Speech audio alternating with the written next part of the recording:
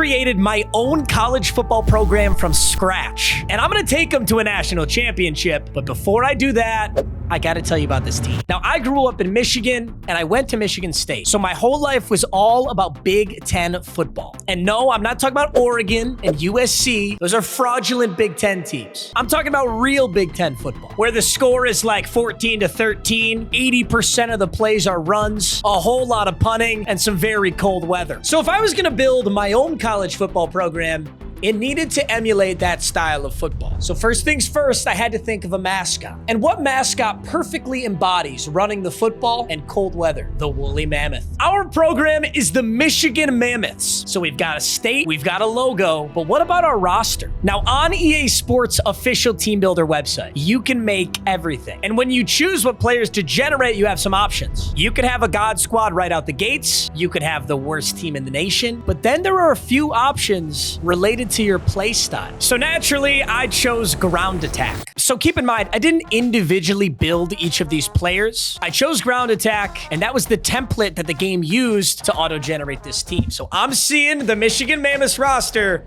for the very first time right now. We're an 81 overall with an 81 offense and 81 defense, and we're a 3.5-star program, which is not a bad start at all. That puts us right in the middle of the pack. Now, in order to be in the Big Ten, I did have to remove another Big Ten team. I took out UCLA. What are they doing in the Big Ten anyway? Whatever. The very best mammoth on this roster is Akili Robinson, a 4-star, 6'4", 320-pound D tackle from Wisconsin. I think that embodies the Mammoths pretty well. Also, the jerseys, all the parts that you see that are blacked out, those are actually chrome. You can only see it in the correct lighting. In game, it's crazy. You just have to bear with me for now. But Akili Robinson, this guy's a stud. He's got completely uncapped abilities. He's got completely uncapped ratings. But unfortunately, he is a senior. So this will be his final year of college football. He's got gold tier duress and silver tier pocket disruptor. Kid's a stud. Our next best player is a 5-star right tackle, number 69, Scott Lyons. He's also 6'9". Nice. He's got platinum tier play action shield, gold tier pocket shield. This is one of the best linemen I've ever seen. Dipping into the juniors though, the third best player on this roster is Dane Golden, our middle linebacker. So we got him for this year and next year, assuming we don't redshirt. I don't think I'll be redshirting this early. The only reason I'd redshirt any of these guys is if I thought I was gonna make a run next year, which I think we're at least 4 or 5 years out. That's at the minimum. Now listen, the Mammoths roster wouldn't be right if we didn't have stud running backs, and we certainly do. Jacoby Mitchell's the junior starter. Zion Haywood is our sophomore behind him, and Jaron Sunday is our third string. Take a look at Zion Haywood. 6'3", 240 pounds. He's got that Derrick Henry build. Not only that though, this guy's like the most mentally sound player I've ever seen. Have you ever seen a sophomore with 3 platinum tier mental abilities? I don't know what ethnicity he is, but I guess I'd let him date my daughter based on this. I mean, come on. Jacoby Mitchell looks really strong. Haywood looks great. And Jaron Sunday, the freshman, 92 speed, 94 excel. Has he maxed out his quickness stat yet? He has not. Wow. Yeah, you don't see this very often. He has not maxed out his quickness stat. This kid realistically could be a 99 speed halfback as a senior. I may consider getting Jaron Sunday more reps than normal. I may have to move him up in this depth chart. We are the Mammoths, so we got an 81 overall fullback. Wide receivers aren't great. That's kind of what you expect. We're a ground attack team. This is very Big Ten. Ohio State, I get that they produce good wide receivers, but they are the exception, not the rule. 85 overall blocking tight end with platinum tier pocket shield. It's a really nice tight end. And the offensive line's got a 77 overall sophomore, an 84 senior, an 87 senior, a 77 sophomore, and an 88 senior. Yeah, some really good offensive line and some room to develop too. How are we looking defensively? An 82 left end, a 78 right end. Of course, Akili Robinson. Got to keep our eyes on him. He could have a super good season. Our linebackers, we got Rio Bush with platinum tier takedown, although he is a senior. There's Dane Golden. Gonna probably be the best player on this roster next season. We'll see how he develops in the offseason. Outside linebacker, Torrey Taylor, junior. Corners are actually pretty fast. 93, 92, and 91 speed, especially in the Big Ten. This is not that bad. I think we'll be able to compete like this. Obviously, the teams we're most scared of are Ohio State and Oregon. They're going to be a nightmare to face on our schedule every single year, so we just got to fight through it. Ooh. Our weakest position by far is free safety. I absolutely have to recruit a free safety. This is pitiful. Strong safety's actually got a stud. Micah Overmaze is a junior, so we're good on strong safety, but we got a psych. Wow, our best free safety is a 71 overall senior. That's not good. Now, as for head coach Raphael Swenson, I've decided on Georgia's pro style. I was gonna run Michigan State's pro style offense, but I vividly remember getting absolutely annihilated solely on the ground by Georgia in a recent national championship. Annihilated by it. I want to try it out for myself. And it's only right that our coach's name be Coach Woolly Balls. We're the Mammoths, for Christ's sake. And with that, gentlemen, we are ready to rebuild our very own college program from the ground up. And like all good programs, we've scheduled an absolute cakewalk for our first game of the season. We'll be taking on Hawaii at Honolulu. So the Mammoths are traveling early. On this schedule, though, is actually wicked, the teams that we're playing. First up is Indiana. Then it's LSU, Oregon, Penn State, Minnesota, Rutgers. We've got a bye week. Then we head into Nebraska, Iowa, Washington, USC, and we close out the season with Fresno State. And my goodness, I did all that talking, and I don't know who the quarterback on this roster is. I have no idea who our QB is. Wait a minute. Starting quarterback is senior Drew Grandwell. He's a field general with sleight of hand and step up. Backup is Ryan Rames, the junior out of Milwaukee. And sophomore Elijah Fitzgerald is a field general with 85 speed, 87 excel. Wait a minute. This kid has a lot of potential. I got to redshirt him. I'm going to let Drew Grandwell be the starter for this first season, but Elijah Fitzgerald's getting a red shirt, and he may end up being the starter next season. I'm moving Jerron Sunday to the backup running back. We're still going to let Jacoby Mitchell be the starter, but realistically, Sunday, I'm going to let Sunday play a little bit this season. Might redshirt him next season. I have to see what we want to do about that. I'm going to get CJ Major some reps at wide receiver. I'm actually going to put him in for Drew Wally. I'm sorry, buddy. But this kid's got 92 speed, 94 excel, and he's only a freshman. I want to get him reps. I want to get him reps early. As for recruiting, I think I'm most targeting a very good quarterback. I just realized how shallow our quarterback position is.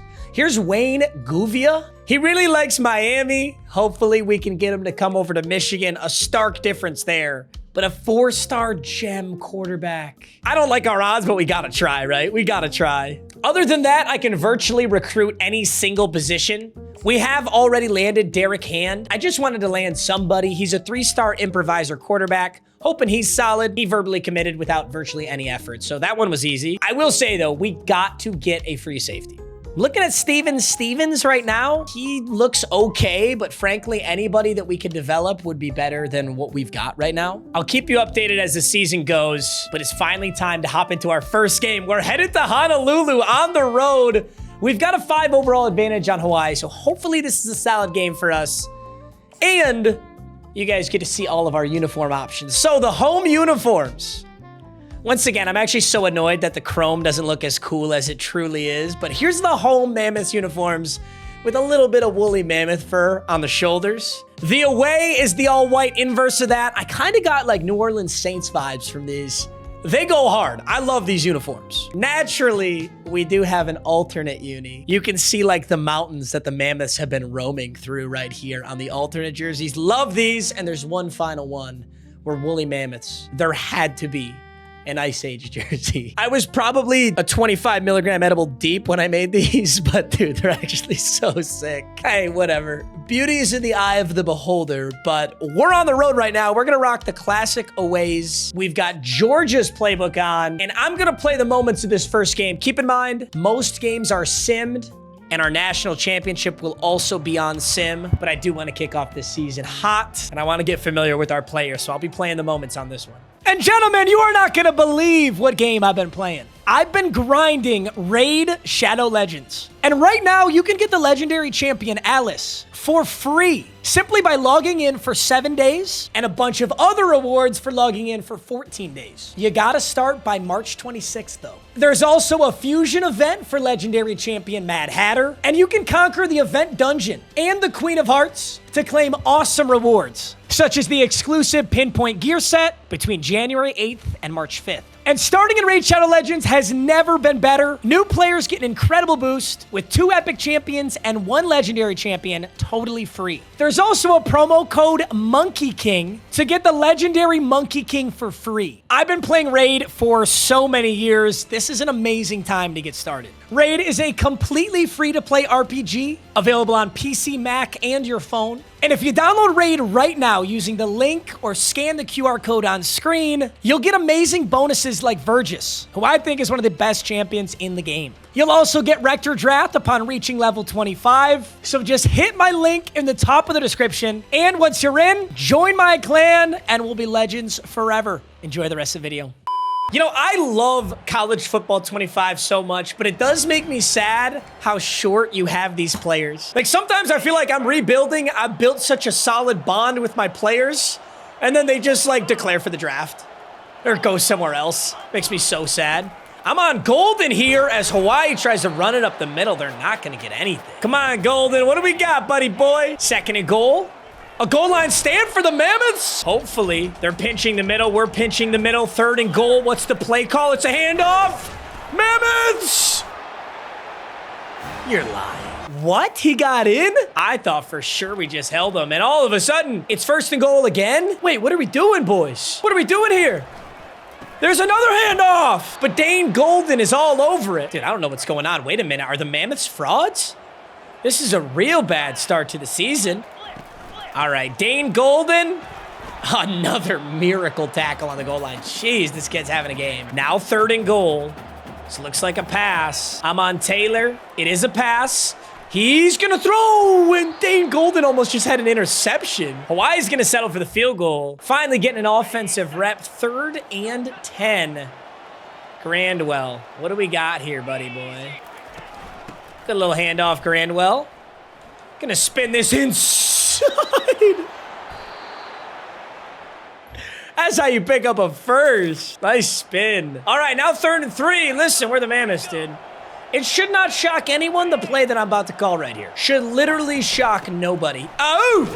Hey, Jacoby Mitchell powers forward. Nice work. Could have very realistically not gotten in. All right, we are physically capable of throwing the football. Let's prove that right now. It's a nice little wide open Wayburn. Big stiff arm. Oh, and he's in. That was sick. All right, 7 to 10. We got to take the lead here, boys. I'm going to try the... Ooh, almost didn't get it off. 2nd and goal from the 8. That's 3 run plays. That's literally just 3 run plays. We're going to keep running the football until we get in that end zone. Jacoby down to the 1. We got to do it one more time, eh? One more handoff, Jacoby Mitchell. Hopefully this is nice and easy. Let's go over the top. Jacoby! Oh, I didn't think I got in. You know, dude, I'm not going to lie. Hawaii's giving us trouble. Although it looks like our defense just turned them over. And now this game may start to get out of hand. Let's go Jacoby Mitchell on the inside zone. Look at the downfield blocking.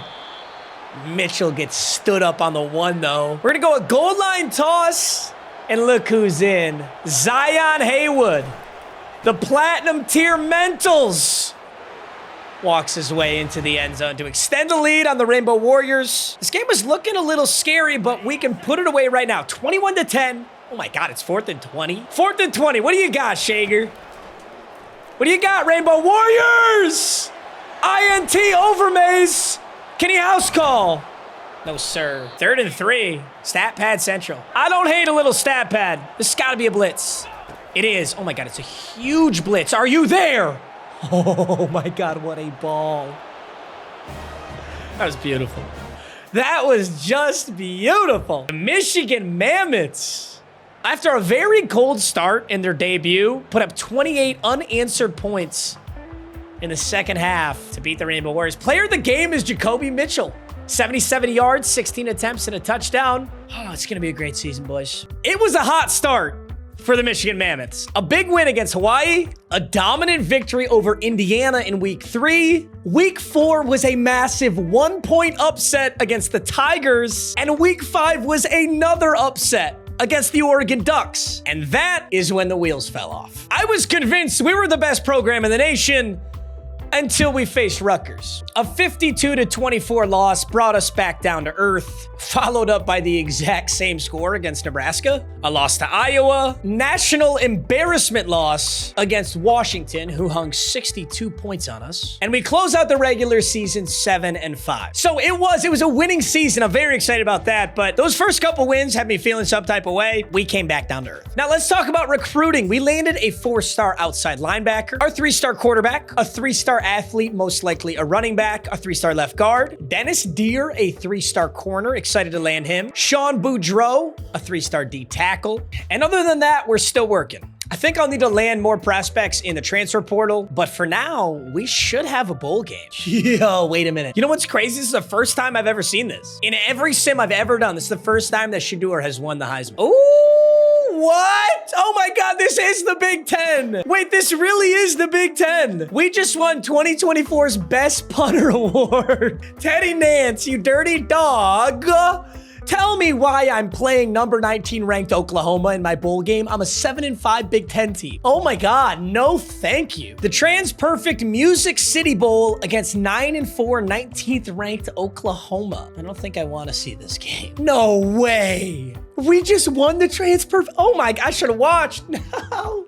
Dude, I didn't think we had a chance. Finn Harrington, senior wide receiver, gets Big Ten Offensive Player of the Week, dropping 124 yards and 2 touchdowns on Oklahoma. That's actually awesome. Dude, to win that bowl game, go 8-5, that's huge for this program. Now, let's see how that Georgia playbook panned out for this roster. So, Drew Grandwell. I gotta say, one thing about the Mammoths, we do not have good quarterbacks right now. I like a lot of this roster, but we gotta get ourselves a very serious quarterback if we want to compete for a national championship. Grandwell had a very mediocre season.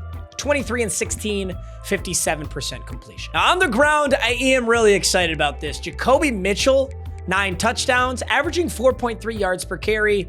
And Jacoby Mitchell's not that good. Realistically, I want my back averaging 5 yards per carry or more. And I think we can do that if we really start to get some studs in here. Grandwell was okay. Zion Haywood, 15 for 70. And I thought that Sunday was going to get more carries as the RB2. He didn't. He got 24 carries. He did punch in 4 touchdowns, though, so that's nice. Defensively, it was a really solid season for Akili Robinson. Got home 8 times. Torrey Taylor got home 5. And we had 2 interceptions out of Lionel Williams and 1 out of Micah Overmaze. Definitely got to get a stud quarterback into this lineup, and we really got to develop a running back. Now, let's see what kind of changes we need to make for 2025. Our first game's against UNLV and Dane Golden. Oh my God, the offseason was insane for Dane Golden, and it was insane for Jerron Sunday. Now, this is interesting, though. Jerron Sunday has a deal breaker for playing style. Is it because he's a receiving back? How are we not doing things favorably for him? Dude, Dane Golden being a 94 is actually crazy. He's a stud. I assume it's because Jerron Sunday is a receiving back, so he wants to catch the football. He is really good, though. I would like to keep him, but you know what I'm going to do? This is super backwards, but I'm going to redshirt Jacoby Mitchell so that he gets another year of offseason training, and I'm just going to let Jerron Sunday be the starter, and if he leaves at the end of the season, he leaves at the end of the season. Whatever. Redshirting a senior is bizarre, but I'm head coach, dude. He's got to listen to me. He doesn't have a choice. I'm also going to redshirt Derek Hand and Willie Suttle, our 2 freshman quarterbacks. Just want to see how they progress in the offseason. All right, this is the first year that we can officially develop Elijah Fitzgerald. This is our starting quarterback, and he's got the same issue with playing style. Shit. Do I have to switch out of this offense? Elijah Fitzgerald is a 73 overall. His stats actually can get a lot better. He can get so many points in virtually everything. Now, this guy's a good guy to develop. Nobody likes our playing style, though. Nobody on this team likes our playing style. I'm going to try one more season with what we've got, and then I'll consider switching it up. Halfway through 2025, we are 5-4, 3-3 in the Big Ten, and I answered my own question. So playing style wasn't our offensive playbook. It was just the fact that they weren't playing yet. Now that we're 9 games into the season, Elijah Fitzgerald is totally fine playing for this roster. And so is Jerron Sunday. Jerron Sunday has no issues either. So we're definitely going to be able to retain these players, which is good moving forward. I'm going to stick to that Georgia playbook, and We're an 85 overall now. So the overall is going up significantly. Players are developing well in this offense. Being 5-4 already, we can't go to the college football playoffs. So I'm going to sim us up to our bowl games. Hopefully we can get another positive season. And as we continue to build this overall, this team's going to get closer and closer to an actual playoff run. Miller Moss is the 2025 Heisman. Did we win another punting award? We did not, but we did make another bowl game. So we're at least probably neutral on record. We are, oh my God. This is the Poverty Bowl, actually. Like, who's watching this? Florida State 6-6. We are also 6-6 on the DirecTV Holiday Bowl. So a bit of a regression this season. I can't say I'm that shocked by that. We're starting a sophomore quarterback. I will say Elijah Fitzgerald, though, he had a very similar season to what Glenwood did last season. So I don't hate that. Rushing, Jerron Sunday is so much better than Jacoby. It's not even close. Jerron Sunday averaged 6.7 yards per carry and 10 touchdowns. Kid is a sophomore. Yeah, no wonder he likes our playing style now. Kid got the ball 140 times. Fitzgerald in this Georgia offense is running the ball a lot too, so there's a lot of read options in this. Fitzgerald's actually relatively quick. He is a field general quarterback, but he's got 85 speed and 87 acceleration, so he kind of is the right guy for the job there. You'd prefer someone a little faster. He also did fumble 3 times, but Haywood came in for 5 touchdowns. He doesn't like his playing time. That's fine. You can walk if you want because Jerron Sunday's my guy. He's an 88 overall as a sophomore. CJ Major had about 1,000 yards and 8 touchdowns. That's not bad offensively for the wide receivers. And we get 10.5 sacks out of Jake Couch. 6 out of Torrey Taylor and 6 out of Kelby Smith.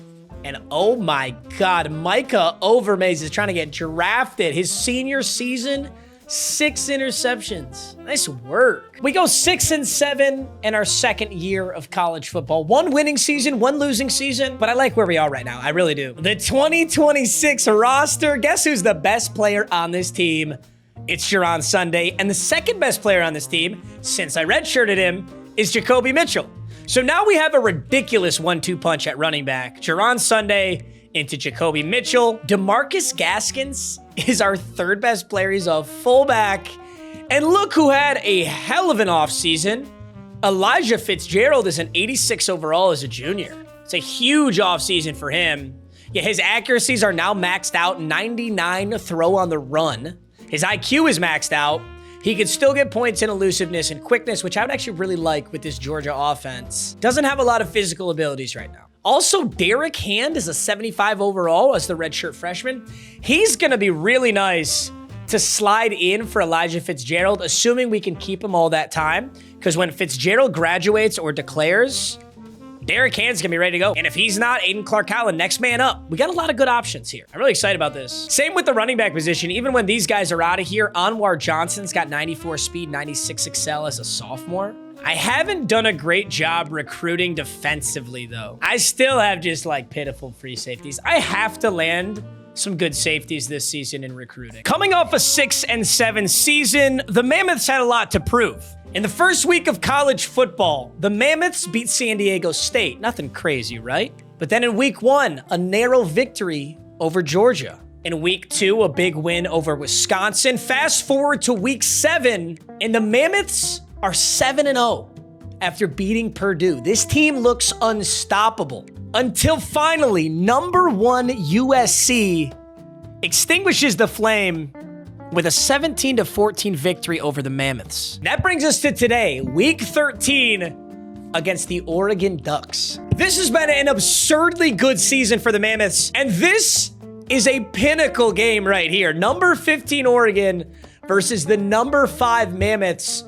The only ranked team we faced all season was USC, and we just lost to them by 3 points. Also, what's crazy is we're 10-1 with a 7-1 record. That puts us 4th in the Big Ten. The Big Ten is so strong. USC is 10-1. Ohio State is 10-1. Penn State is 9-2, 7-1 in the conference, and they're above us? I don't know. Maybe they beat Ohio State or USC. But Oregon is just below us. To even have a chance of playing in the Big Ten Championship, we have to win this game right here. Also, my favorite recruit so far is Sean Ishmael, the 4-star corner. I needed to focus on defense. I low-key have not found a lot of good safeties. Still kind of taking my time on that. It's another away game for the Mammoths, but we're going to pull out the alternate uniforms, and we're going to watch this game on full sim. They need to earn it. The Ducks do have a pretty big overall advantage, but we'll see what we can do here. Mammoths start with 7.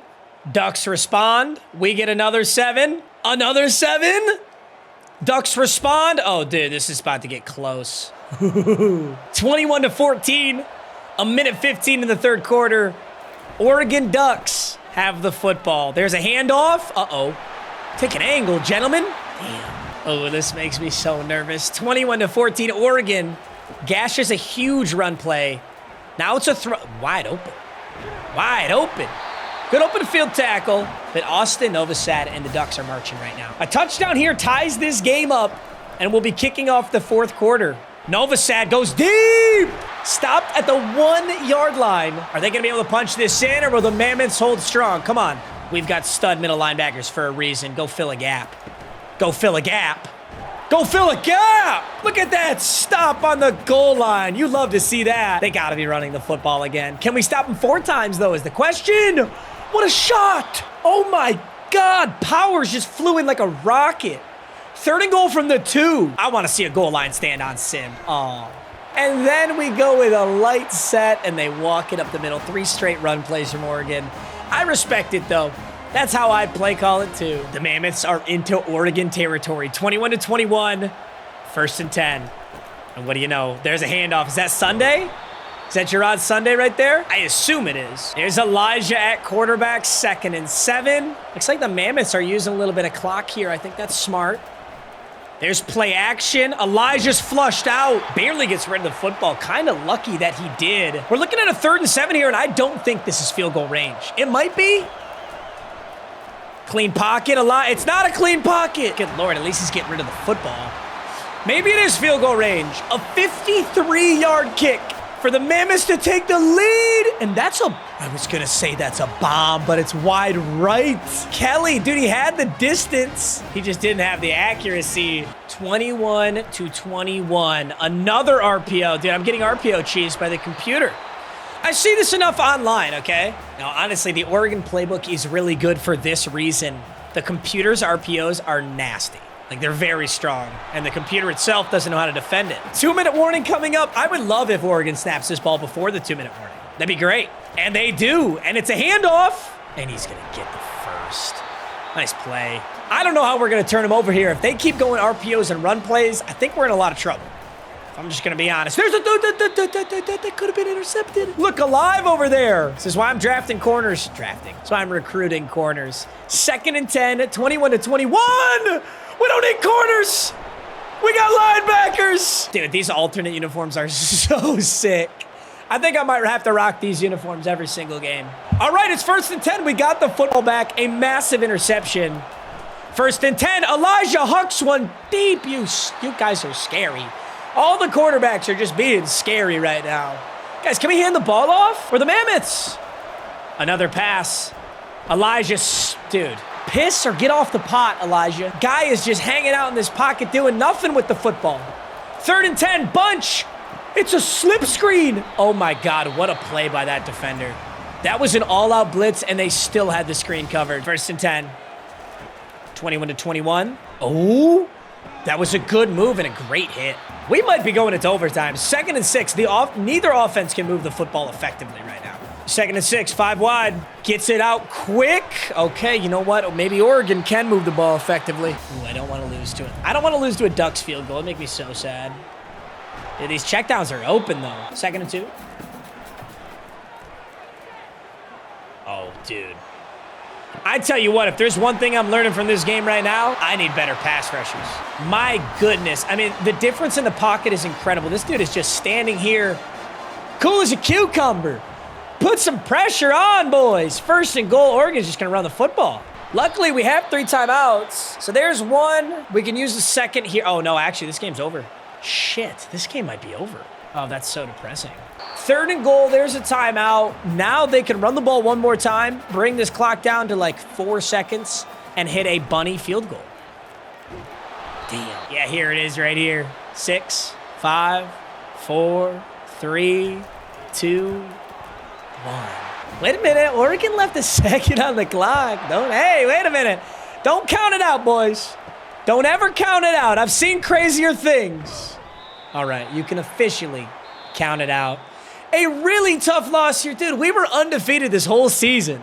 We run into USC, take a tough loss. We run into Oregon and take another tough loss. But I tell you what, this was a learning experience. It was really good to see how this team played because I know exactly what I need to recruit moving forward. Also, honestly, we kind of threw this game away. We had a nice lead, and I just don't agree with our play calling down the stretch. We got shut out in the second half. All right, I don't think we're a championship caliber team right now. I think our record was inflated by our competition, which just wasn't very good. Technically, though, we were 5th ranked in the nation. We may still get a spot in the college football playoffs. Lincoln Kienholz of Ohio State is the 2026 Heisman Trophy winner. And we do. I kind of figured this was going to happen.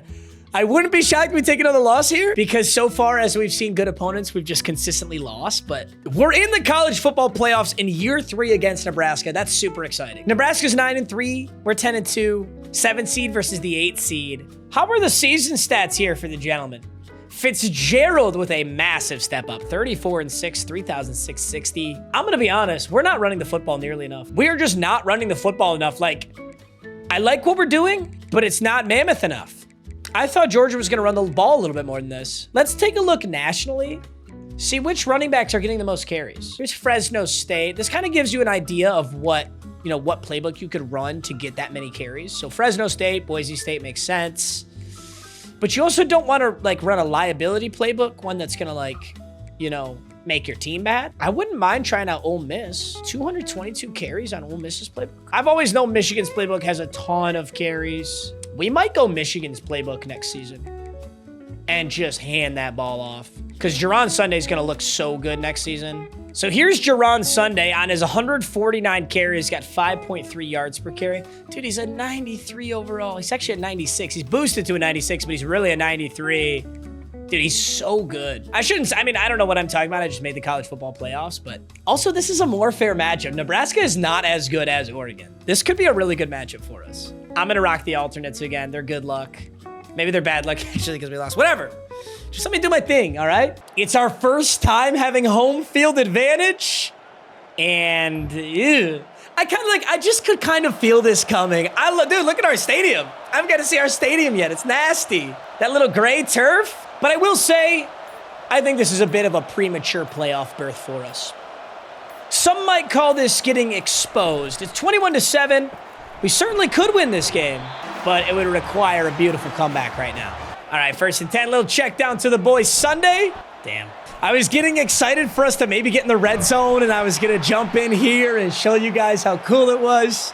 Nebraska's making a fool out of us. I don't know what it is, but I continue to have beef with Nebraska in almost every rebuild that I do, every road to glory. Nebraska consistently gives me serious issues, and it bothers me as he takes off for 15 on the final play of our first playoff appearance. I gotta say, I'm really excited that we even made the playoffs. I don't think this team was really ready to win it anyway. It's exciting to get some experience right now, but towards the end of the season here, we got straight up exposed. 24-7, that is all right. We're gonna come back next year, look a little bit stronger, and when we're finally ready, we're gonna take it home. All right, we're kicking off the 2027 season. Let's check in with Coach Woolly Balls. Now, normally the meta is just to go straight for a recruiting coach.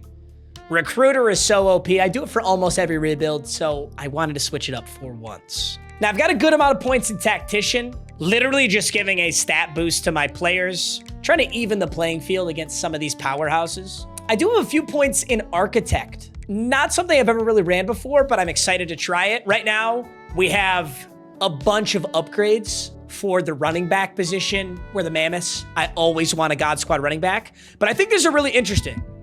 Running backs are an additional XP for in-game goals. There's a chance to increase a random skill cap when leveling up. This is huge. I talk about this all the time, but when you're looking at your roster and you see a young kid who potentially could be a superstar, but there's a problem.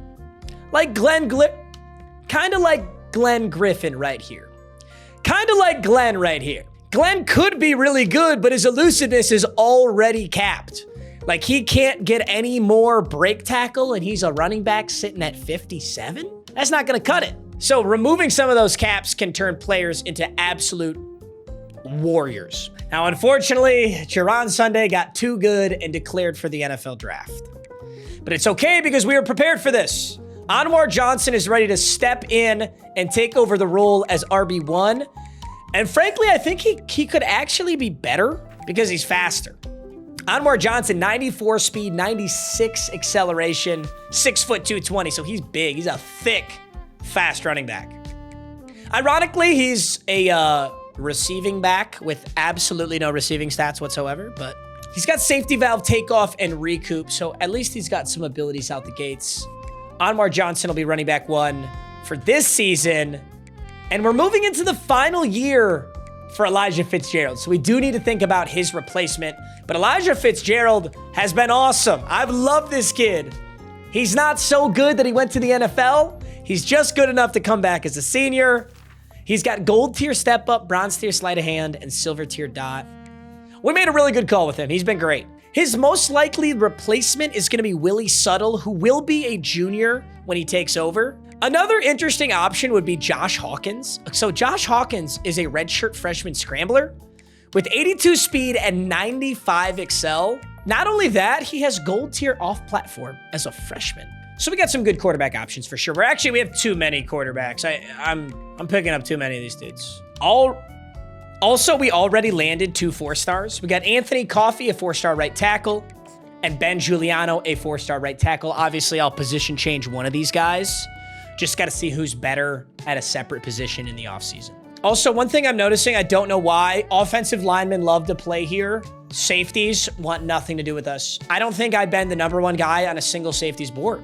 I don't know if it's because I chose ground and pound that like it's easy to recruit running backs and tackles, or maybe my play style. I'm going to be honest, I don't know. Or it's pure chance, but I am not having a lot of luck with safeties. Following our playoff run, if you can call it that, the Mammoths had a solid season, sneaking past Auburn in week 1, a 3-point win over Clemson in week 2, but continuing the curse of losing to Iowa. I don't think I beat Iowa this entire rebuild. They dropped 55 on us. We did get a revenge against Oregon, but picked up another loss against Purdue and followed that up with a loss to Wisconsin, ending our chances of making the college football playoffs in back-to-back seasons. But still, a 9-3 season is absolutely nothing to be upset about. We should get a solid bowl game and can hopefully pick up a win there for Elijah's senior season. 2027 Heisman is a Colorado wide receiver. This has been a Colorado dynasty.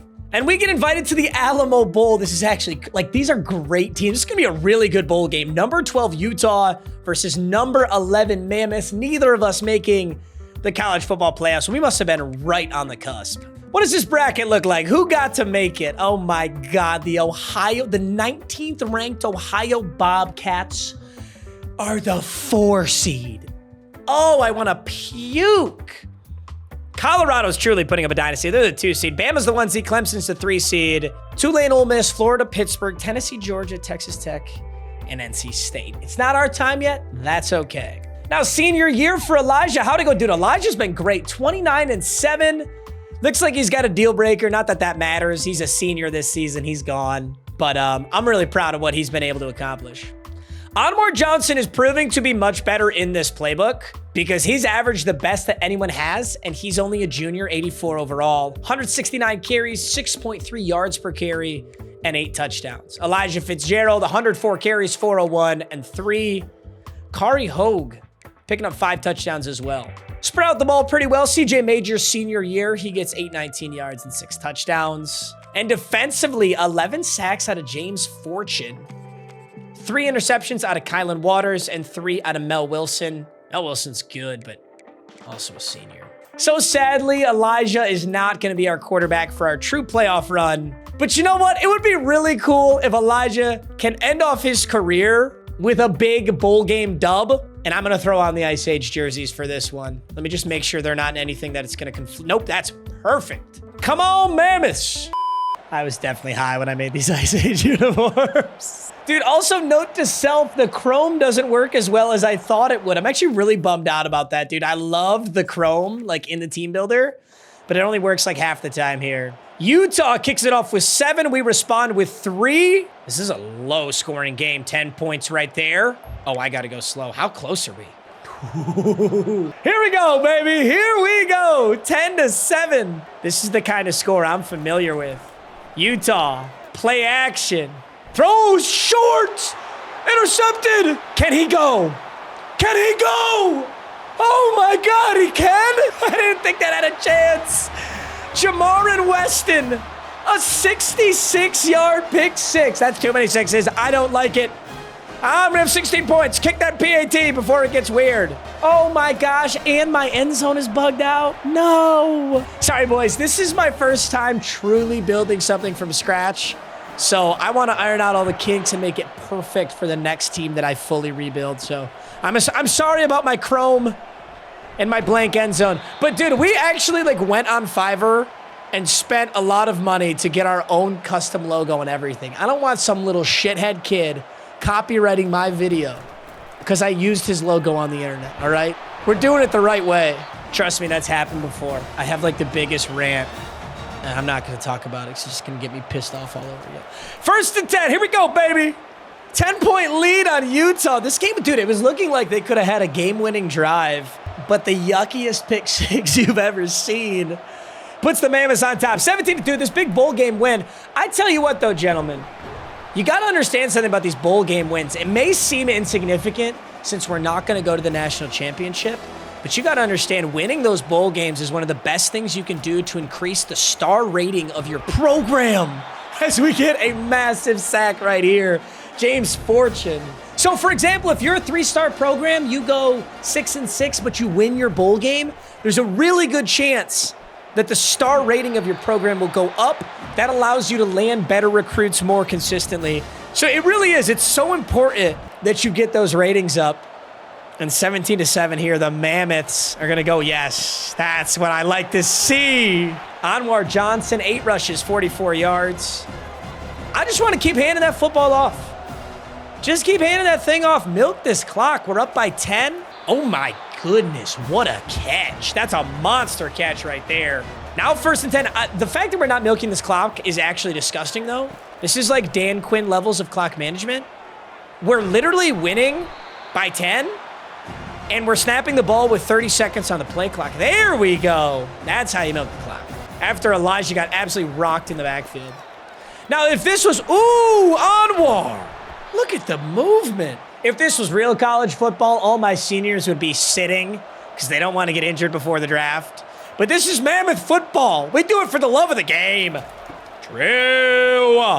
Throw a dot. For the love of the game. Don't do that for the love of the game. Somebody tackle him, please. Oh, my God. This game should be over, but it's not. Utah looking for a miracle. They're praying to Joseph Smith. No, it's BYU. Just because it's the state of Utah, whatever. I'm not on Twitch. They can't ban me. Utah marches into field goal range. They're going to make this 10-17, but they've got to recover an onside kick to keep this game alive. Does Utah have the miracle in them? Mammoths, I've never seen the Mammoths try to recover an onside. This is new for us. Great hands. Great hands. That's beautiful. That's exactly what I wanted to see. And the Alamo Bowl, despite an impressive final minute drive by Utah, the Mammoths come out on top. That's Elijah's final game. But he's not the player of the game. Player of the game goes to Jamarin Weston with the clutch pick 6. And hopefully that's not the last time Elijah plays football. I think he has a great career as a very mediocre NFL backup or potentially a Canadian Football League star. That's what I see in his future. A 10-3 season and a big bowl game win.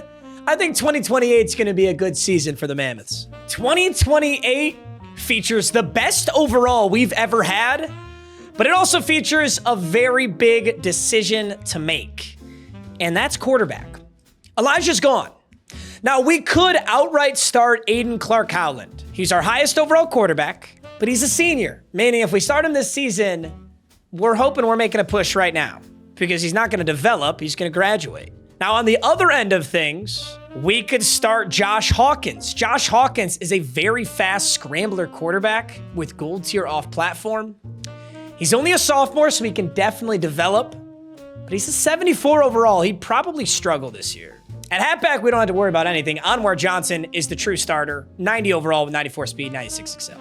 There's nothing to decide on there. He looks great. Wide receivers are shockingly good. Not something you see on the Mammoths a lot, but Dion Snelling, 96 speed, 99 excel? The redshirt senior, I did not expect that, I'll be honest. Still got a great fullback. Kari Hogue is actually filling in at fullback, and he's an 86 overall there. Wow. I didn't realize the game would automatically move my best non-starting running back to fullback, but he looks great there. Riley Poole at tight end. Yeah, this team is very strong. Also, my O-line is superb. Like, look at Seth Walls. A 90 overall left tackle with gold tier pocket shield, play action shield, and platinum tier wear down. Platinum tier wear down is disgusting. That's so good. A 93 left guard. A 99 center, Dante Cheeks. Dante Cheeks is a 99. Hall of Fame name team. Dude, he's a 99. Look at Dante Cheeks. You're telling me that guy wasn't born to play for the Michigan Mammoths? Keep in mind, this is a 3-star. A 3-star center develops into a 99 overall. You gotta love that. 90, dude, what a goat. He's got great abilities too. Damn, you know what I hate to say, but the team's almost good enough to where I should start my best quarterback. Honestly, yeah. Dude, and you know what's funny? This is something I've never really done before, but we have so much depth at the quarterback position that Hand and Willie are just gonna improve in the offseason natively. I think I just start Aiden Clark, and then I shuffle in one of these guys next year. And the year after that, I shuffle in Hawkins. The year after that, I shuffle in Larry Morton. I've never had this much depth at the quarterback position to do that, but I think we can afford to do it here.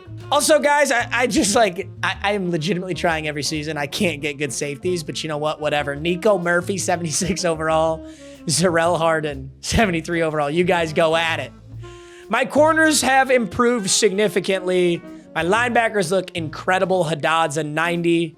Benjamin's an 85. McCormick's an 84. We've got Bryce Barton, the senior, 88 overall D tackle. And my edge rushers are really clean too. So if you just don't look at the safeties, it's a very good roster. And look at my impact player, Dante Cheeks. Dante Cheeks is the face of the franchise, I tell you that. All the puzzle pieces were coming together. The best overall we've ever had. And we kicked off the season with a win against Auburn. But sadly, this was not the Mammoth season. And I started to realize that in week 4 when we lost to Nebraska, a team that I really felt like we should have beat. We followed that up with a loss to Alabama. Okay, it's Alabama. We can still win some games, right? A loss to Penn State, a loss to Ohio State. And despite ending the season on a big win against Maryland, we end up going 7-5. I gotta say, this was a letdown for us. 7-5 with our best roster yet is a little disappointing. It's starting to make me think maybe we should have taken one of these quarterbacks, started them early, and really started to develop them rather than just throwing in Aiden Clark for one single season. But we're going to have to see a lot of seniors leave this roster, mainly Dante Cheeks. The fact that I couldn't make a run with Dante Cheeks makes me very sad. We're going to have to go back to the drawing board at the start of 2029 and think about how we want to move forward. Talk about a reset. We're still a 4-star program, but we went from an 87 overall last year to an 82 overall. We were very senior top heavy last season. That 4-star right tackle though, Giuliano, this kid's an 81 overall as a redshirt freshman. That's gonna be one of the best tackles I've ever had. Now we do have a big decision to make at quarterback, but Larry Morton had a really good offseason. He went up to 91 speed, 96 excel. The scrambler quarterback, he's only a 72 overall, but if I started him right now, I feel like he'd have so much time to get really strong. And there is a lot of QB scrambles in this playbook. Larry Morton could be a generational running QB. He's only a freshman. His quickness is maxed right now, so he can't go any higher. His power is also maxed. He has 95 throw power. He can still put points in accuracy, IQ, and health. And remember, since I'm working on that coaching tree, he could unlock these caps as he levels up. I think we got to start Larry Morton. I'm doing it. This could be another bummer season, but I'm getting Larry Morton the starting position, and I need him to be the starter until he's a senior. At running back, we continue to have depth. Enrique Bravo's the starter. Mitch Emerson, power back, is the backup, where we're consistently having 80+ overall running back, so that's great. One of my first seasons with no good fullback, but Kevin Byler is a freshman, so a lot of time to develop.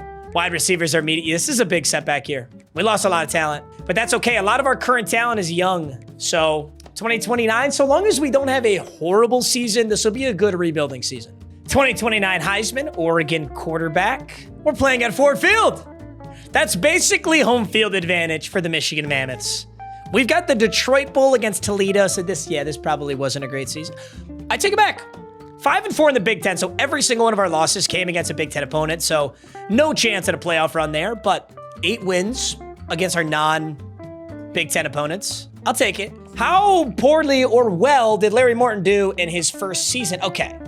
Clearly a young scrambler quarterback, because 16 touchdowns, 15 interceptions is so dog shit. But was he as good on the ground as I wanted him to be? That was the big thing. He didn't fumble. He averaged 3.5 yards per carry at 410 rushing yards. Bravo was actually like 2 fumbles, 3 fumbles out of Keo. 2 fumbles out of Field? This dude carried the ball 2 times and fumbled both times? You're cut, buddy. You're a bum. That's actually very impressive.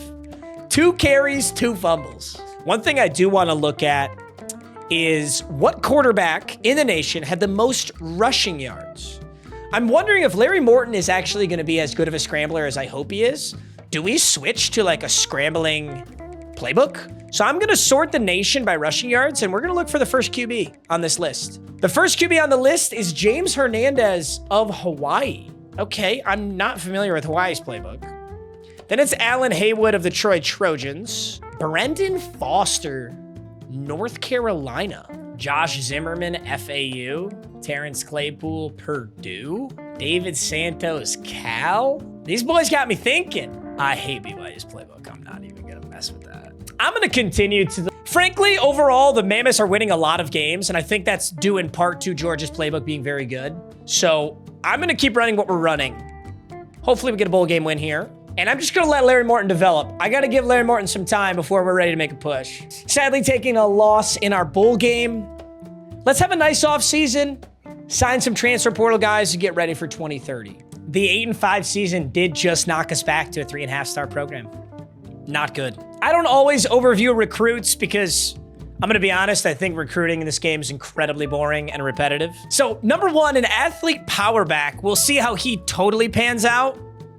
But we've been using a lot of receiving and elusive backs. Might be fun to switch it up and go with a big boy. Also landed Eric Sanchez, a fast elusive back, 4-star. We got Trevor Calcaterra. His brother's a tight end for the Eagles, I guess. 6'3", 223, 4-star middle linebacker. Nate Raiola, speed rusher D tackle, 4-star. And boom, this is big. This is what I'm really excited about.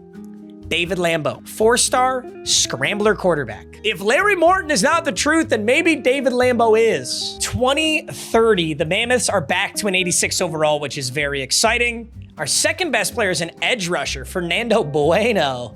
Muy bueno, Fernando. Muy bueno. But holy shit, David Lambo is so good that I have to start him. David Lambo is instantly the second best quarterback on this team. We basically just abused a season developing Larry Morton for David Lambo to instantly be better. He's not as fast yet, but he still has a point available in quickness. And the big thing here is he's got almost unlimited points left in accuracy. David Lambo can be good at literally everything. We have to start this kid. This kid will take us to the promised land. Larry Morton, I was kind of reaching. And now that I pulled a hamstring, it's time for David Lambo. David Lambo has earned himself the starting spot. Finally got a monster quarterback. 87 speed, 91 excel, solid accuracies, and a ton of room to improve.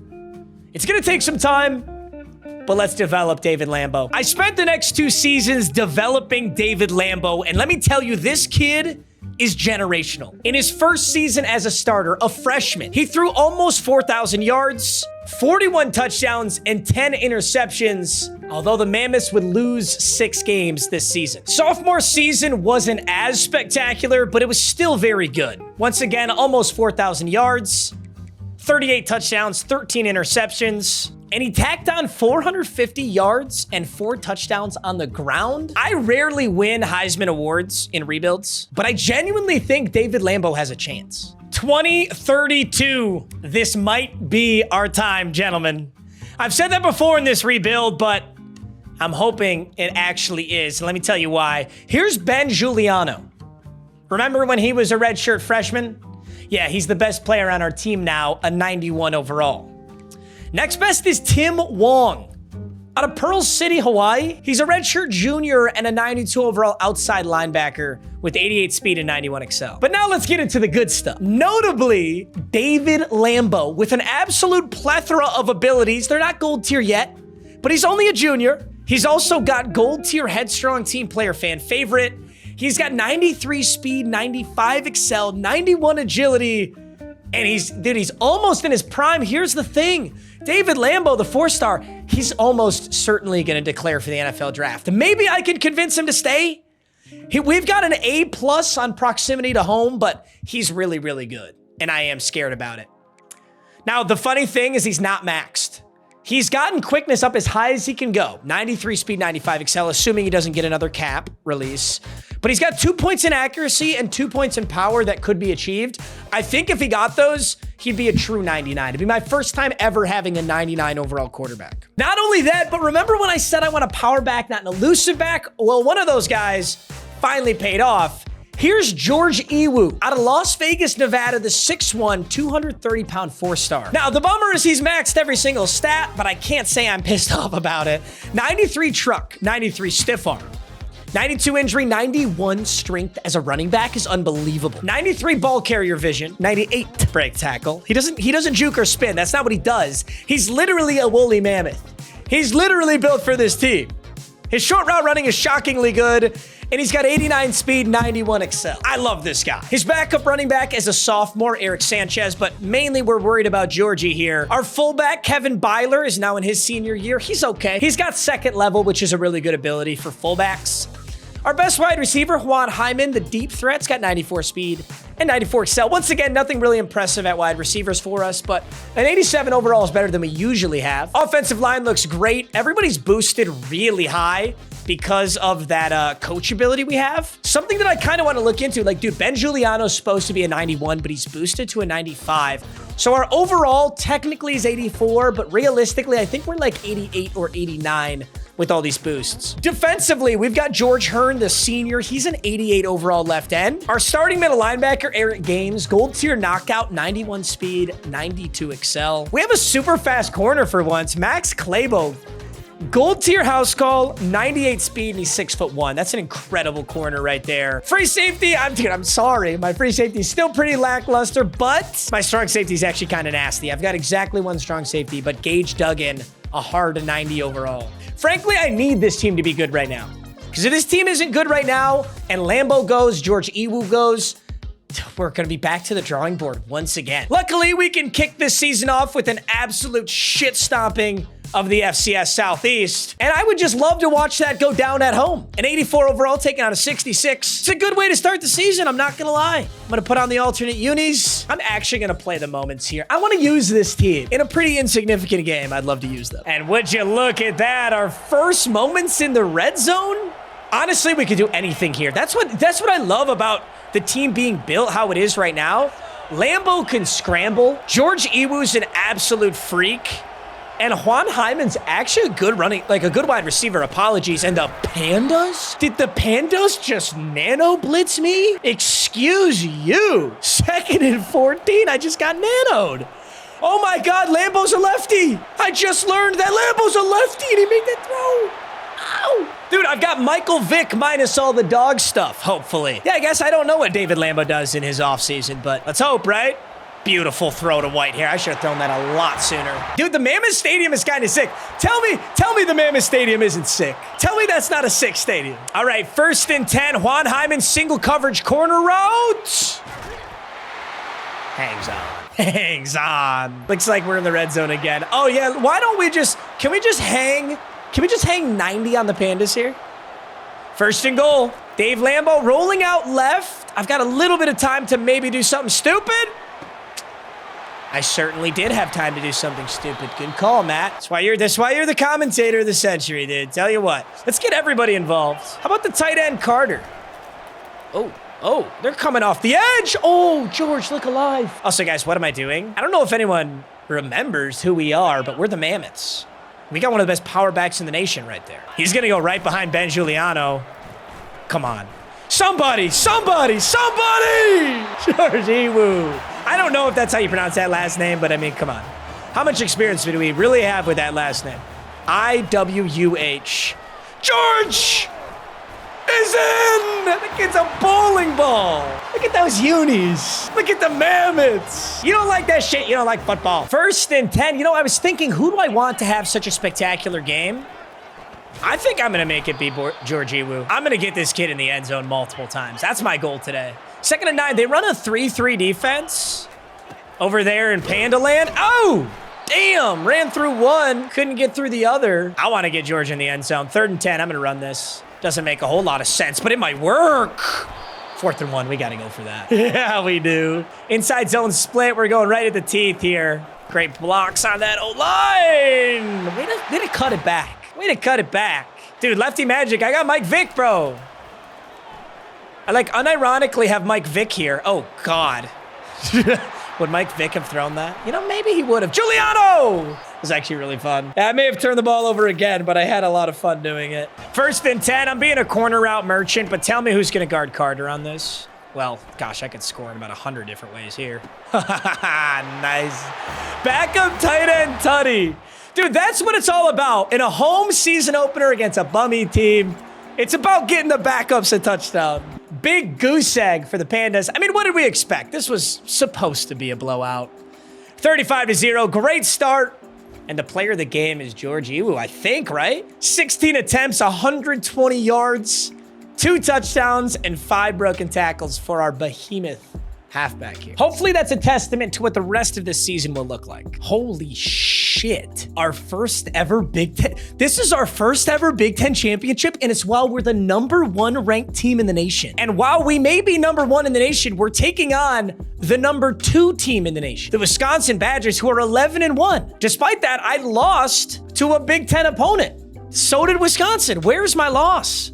Wait a minute. In week 1, we beat Fresno State. In week 2, we beat Minnesota. And in week 3, we lost to Wisconsin. Our only loss of the season is to Wisconsin, who are now facing in the Big Ten championship for a bye in the playoffs, meaning we beat Michigan. Does that say Maryland again? Oh, Minnesota. Sorry, I just had my brain just short-circuited. Beat Purdue, beat Michigan State. Sorry, Michigan State. Oh, wow, this was a very easy Big Ten schedule for us. Where's Ohio State? Where's Oregon? We beat Miami of Ohio. We beat USC. There's Oregon, but oh my God, Oregon's unranked. We low-key just got a cakewalk. We got a cakewalk, but now, in the Big Ten championship, we got to take on Wisconsin, our only loss of the season. The college football top 25 is, dude, the first 4 teams are the Big Ten. Michigan, Wisconsin, Ohio State, and Indiana. Middle Tennessee State is undefeated. There is no Alabama in here. There is no Georgia. There is no Texas. Oh, no. Okay, Georgia's 12. Holy shit. The league looks crazy here in 2032. Unfortunately, we're not on Heisman watch. Let me check in and see how our boys have done on the season. David Lambo. Okay, you got to give David Lambo a lot of credit, actually, because I threw 2 of these interceptions. Man, I'm actually ass.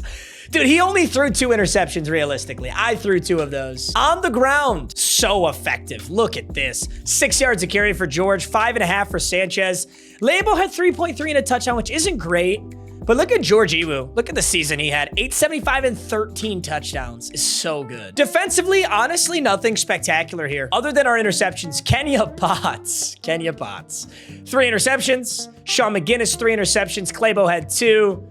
Donahue had 1, Games had 1, and Duggan had 1. Gentlemen, it's officially time. We got to make a push, and we got to make, oh my God, Wisconsin's a 91 overall. Oh my God, Wisconsin. That's actually scary, dude. But you know what? I'm ready to play ball. I'm going to play 1 offensive moment and 1 defensive moment, and then I'm going to let Sim take over for the Big Ten.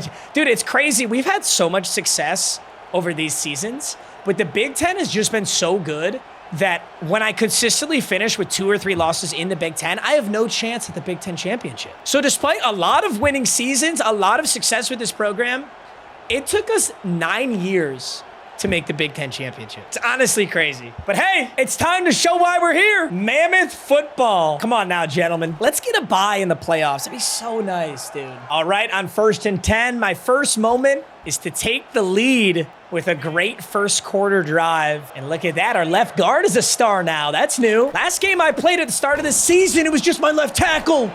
And George Iwu hammers a Badger. Good start. Uh-oh, big blitz. But look at George. Look at Georgie. He's not a speed guy. He doesn't need to be. I love power backs, dude.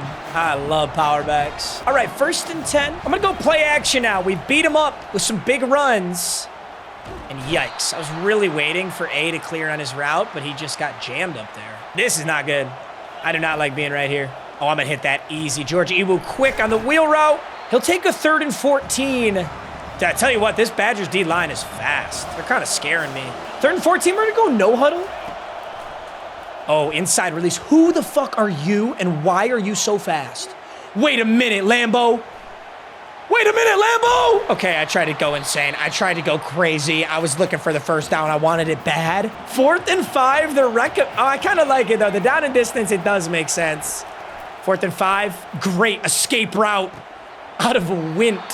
I don't even know who that is, to be honest. I don't know who Wint is, but he just came in for the clutchest catch of his life.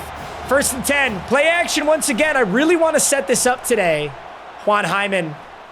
He would have been there, but oh my God, Lambo. David Lambo is fast. 2nd and 4.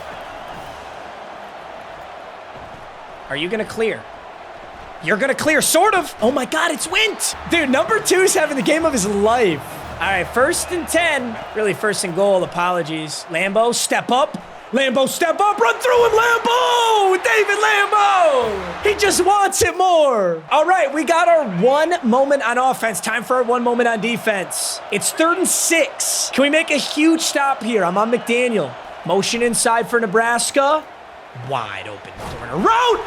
Duggan forces a fumble, and Max Clabo's on it. Oh my God, Duggan, what a huge play. That was massive, but I can't have any more input. That's as much as I can help this roster. And Wisconsin punches 7 quick. I don't like that. Wisconsin punches another 7. Oh no. Listen, if I hand them 7 points and they can't close it out after that, they didn't earn it. 1st and 10. Wisconsin football. And that's a drop. We're the number 1 team in the nation. We cannot be dropping the big. We can't lose to Wisconsin twice. My only 2 losses on the season. Oh, wait a minute. I'm speaking way too soon. That was Kenya Potts with the interception, 1st and 10. Please run the football. Like, just give him the ball, buddy. Oh, play action. Lambo with a incredibly bizarre check down. That was only ever going to lose yards. 2nd and 14, Lambo stepping up. Lambo took a big shot for it, but he got a big 9 yards too. 3rd and 5, we need more than a field goal here, gentlemen. We got to get in the end zone. It's a powerful set right there. Lambo, dude. You're telling me Ben Giuliano, my star, the best player on this team, just got ran over. Bulldozed into the dirt. Wisconsin is not messing around. 4th and 16. Our kicker's going to put one up and bury it. Amos are on the board, but there's not a lot of clock left. Wisconsin gets an ugly 3 and out. 3rd and 2. Why are we chewing the clock? Why on earth are we chewing the clock? We got the ball back, but we're like... Oh, I think that was a bug. I think that was just a bug with Sim. I think because Wisconsin was chewing the clock before we got it. Oh, it doesn't matter. We just got to clutch up right now. Lambo! David Lambo, you're horrifying me. We have 29 seconds and 2 timeouts, but we have to score a touchdown. Field goal does us no good, but the touchdown will give us the lead, and you can't... I hate the sim logic, dude. They will take a sack before throwing the ball away, even if it means we have to burn a timeout. That is just horrible decision-making. 3rd and 14. Lambo. Like, how is that the throw? We have to go yard. The Mammoths need a miracle. Is there something left in the tank? 4th and 8. David Lambo, clean pocket, unloads. Almost intercepted by the Badgers. And they go victory formation. If this #1 team is Superman, then the Wisconsin Badgers are kryptonite. We've truly met our match. The best season we've ever had has 2 losses, and they're both the Badgers. Piss poor decision-making down there at the stretch, though. I mean, I got to see us unloading, taking shots, standing there in the pocket and throwing a check down with no time on the clock is mind-boggling. Taking a sack with no time on the clock is mind-boggling. Not to mention, the Mammoths got exactly 1 touchdown, and that's when I played. We deserved to lose that game. Wisconsin deserved to win. But don't worry, gentlemen. We're still the #1 team in the nation. Maybe we could get a Mickey Mouse run in the playoffs and just dodge Wisconsin. That'd be great. No, you know what's funny? Something tells me we're going to see Wisconsin in the playoffs. Something strongly tells me we're going to see Wisconsin in the playoffs. And look who wins Heisman. Oh, they're just rubbing it in. Taekwon Sheets of Wisconsin wins the Heisman. Ugh. But we are in the playoffs, and frankly, we get a very favorable matchup. Taking on the #13 ranked TCU Horned Frogs. Let me see this bracket. When am I going to see Wisconsin again, if I'm going to see them again? Wisconsin's on our side of the bracket. So all Wisconsin has to do is get past Ole Miss or Florida. We've got to get past TCU and then Auburn, and it'll give us a chance to play Wisconsin for the 3rd time this season. I tell you what, though, can Wisconsin really beat us 3 times? You think they can really do that? It's 1 game at a time, gentlemen. TCU should be an easier matchup. Wisconsin was a 91. I'm going the alternate unis every time. These are my favorite by far. Let's see what we can do against TCU. Mammoth Stadium at night. It's 7-7, now 14. Oh, wait. 21-10, 28. Oh, we're going to run away with this. Are we? Okay, it's certainly not over, but an 11-point lead in the 4th quarter for the first round of the playoffs. And guess who it's going with? George Iwu stuffed for 1? All right, TCU, that was legit. TCU still needs a touchdown, another stop, and another touchdown. But they just made it interesting. I thought we were for sure going to pick that up. I got to give credit where credit's due. I just looping blitzed. Did you see that loop blitz? Oh my God, they're pulling out the head-to-head strats. Came around hot, 2nd and 8. TCU's got to go no huddle pretty much rest of the game. And that first down is going to reset the chains. It's going to reset the clock too. Or no, I think it only does under 2 minutes. I got to brush up on that. I apologize. But we're at home for this playoff game. And that's always nice. We're the higher seed.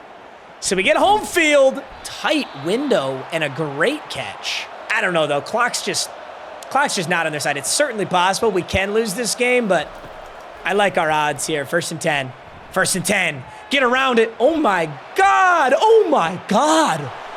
What? How he got that ball off, I don't know, and why he was so open is an even better question. TCU has to get this 2-point, though, to bring this game within field goal range.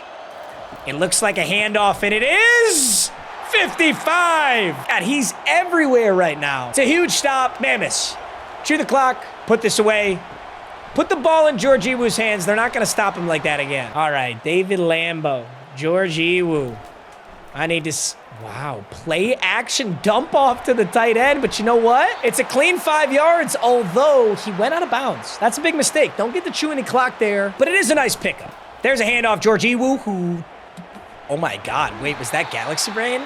I thought that was pitiful reads, but it was actually genius. If you don't hand this ball off to George. Okay, TCU's in a 3-down lineman set in 3rd and inches. I'm genuinely so offended. Oh my God, I thought they stopped us. I thought they stopped us. 28-23, we can almost put this game away. There's a flag, and it's a holding on the Mammoths. Now 1st and 20, we might actually pass here. Nope. Going to Big George. He'll take 4. Well, shit, are we just going to hand the ball off 3 times and punt? Because I don't know if I agree with that either. Big George gets bodied by a corner. It is not the Big George I know. 3rd and 15. One final handoff. Big George. Oh, he gets down close. All right, 5-point lead, but we're punting this ball away. This is now a losable game. Oh my God, did they just I went to go sim. They instantly threw an interception. Shit. Hey, it's awesome. We win the game.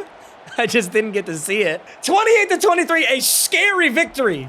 TCU putting up 13 points in the 4th quarter, but the Mammoths pull it home. Dave Lambo, the player of the game, 240 passing yards and 3 touchdowns. We're going to need a better showing to beat Wisconsin, though. We're not going to beat Wisconsin like that.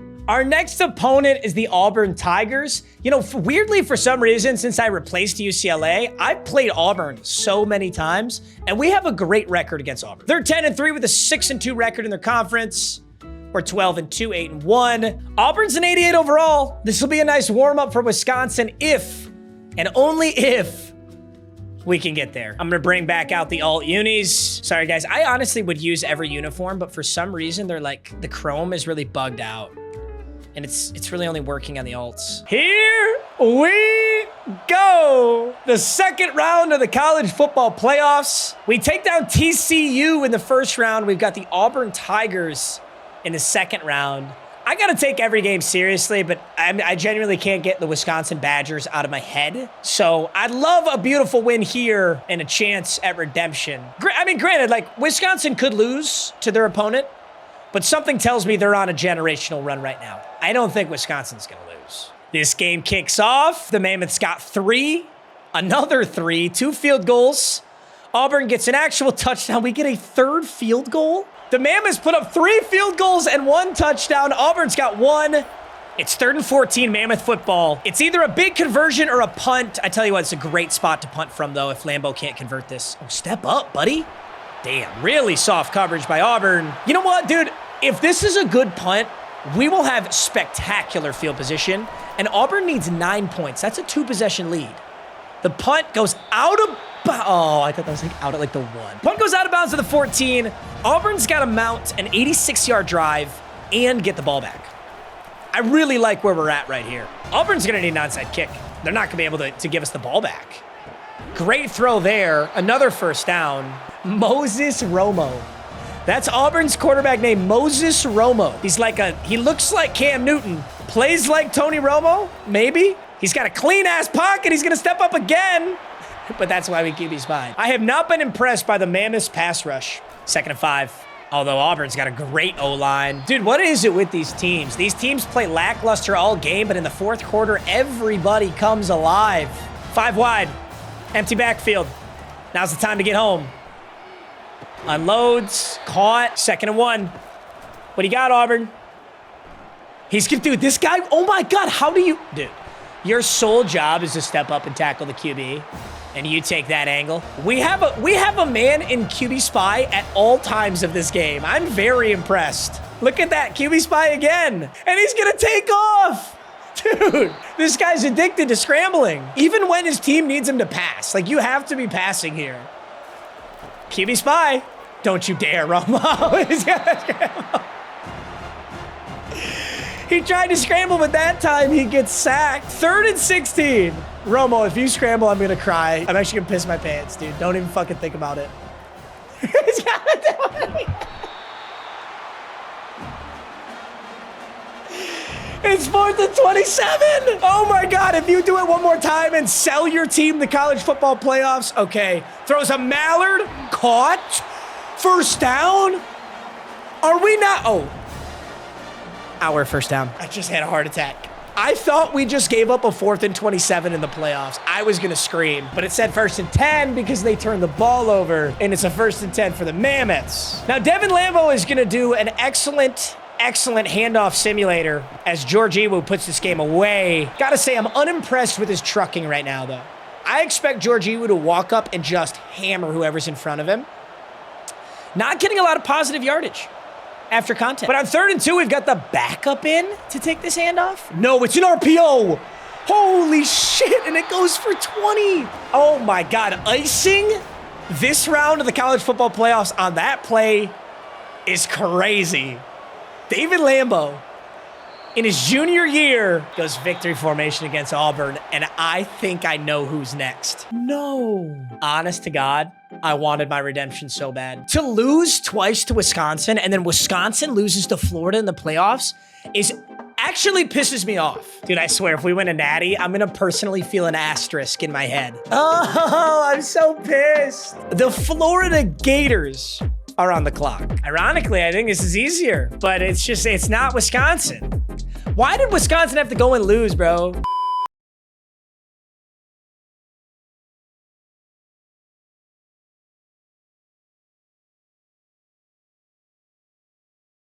The Sugar Bowl against the Florida Gators, a team I've never played. Oh, look at the Mammoths. We haven't really seen much of these away uniforms. You know what's funny? I think the chrome is working. Who would win in a fight, a woolly mammoth or a crocodile?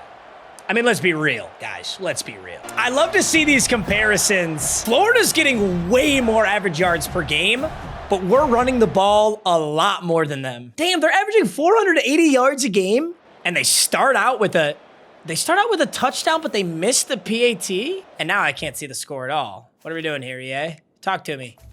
Talk to me. What's the score? It is 6-3. Oh my God, this game is so close. The fourth quarter, the Gators are up 13-10. There's a handoff, Florida. He fights forward, but still only 4 yards. 2nd and 6. Florida's only up by a field goal. They're in their own territory still. We need some really big stops, and we need them now.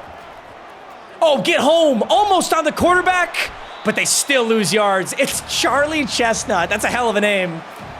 3rd and 7. Pinnacle stop. Quintessential stop. I don't have any more big words. Just fucking stop him. Oh! A laser beam of first down. 1st and 10. Florida quickly approaching the 50. Motion tight end. Fill it. There's the handoff. And there's the fill. No, he broke it. Oh my God, who is this kid? Buck McDuffie. Florida running back, and they're going to give him another handoff. No. Pass out of Florida, broken up. Amazing defense right there. 3rd and inches. This looks like a Denver Broncos versus New Orleans. It's direct snap. Direct snap to the running back. He gets it. They're not chewing clock yet, though. They should be. But Florida is not. They're up by 3. It's 1st and 10. There's another handoff to the running back who breaks another. Jesus. Drug test him. Drug test this kid. 1st and 10. It's going to be another handoff. So let's, oh my God, it's a pass? We don't got a lot of options right now. 2nd and 8, there's a handoff to the back once again. It's filled nicely. We have 2 timeouts left. It's 3rd and 5. Our stop has to be right here, right now. Florida is passing. All out blitz. He had it on the scramble, and he had the pass. That's ball game. 1st and 10. Why are they acting like they're going to go for this? They can victory formation, can't they? They hand off to the running back. He's tackled, timeout. 30 seconds. Oh my God, this game is not over. This game is not over. They should hand the ball off 2 more times. And there's one of them. Excellent fill by the safety. Now 3rd and 7. They should hand it off 1 more time and kick a field goal, but technically we're only down by 6. Oh my God, they're passing? Oh my God, they're passing! Intercepted! What is Florida doing? Charlie Chestnut? Wait a minute, they could have milked the clock and kicked a field goal with 20 seconds left. Instead, it's Mammoth football with 1:01. And guess who? Gage Duggan. What on earth was that play? Now, I will say Gage Duggan should have knelt that in the end zone, but I respect the fact that he wanted to go fucking yard on it. 1st and 10. Laser beam Lambo! Oh my God, it's caught! Tackle's broken! End zone! End zone! End zone! The Mammoths! Oh my God, is this a generational choke from the Gators? The Mammoths take the lead. It's Jaden Veal. Oh my God, Jaden Veal. Anyone remember Jaden Veal's sophomore year where he had 2 carries and 2 fumbles? He did nothing but fumble the football. But he stayed true to the Mammoths, and he just house called a 90-yard touchdown to go on top of Florida. And if we hit this PAT, Florida needs a touchdown. Now, one big thing to keep in mind, though, Florida's got 3 timeouts here. The good news, though, a lot of their offense, like how they just dominated us offensively, was with the run game. They can't just sit here and go inside zone. They're going to run out of clock. Florida has to beat us in the passing game right here, right now, to close out the Sugar Bowl. And no, you did not just give them a DPI. Dude, I don't know if you guys watched my Army rebuild, but I swear to God, the CPU will only call DPI in close games within the last minute, which is the last time, that's the last time you call DPI, for the record. Oh my God, get him. Big time, Nate Royola. Oh my God, Nate Royola with a sack when they were running virtually Hail Mary. Look at how long it's taken the receivers to get back here. Please, please play deep. Please do not let him unload an absolute cannon. Caught. That keeps the clock ticking. 3rd and 18. They had to burn a timeout. 26 seconds for Florida. Nate Royola. Nate Royola. No. Yes. Oh, my God. Is that Claybo?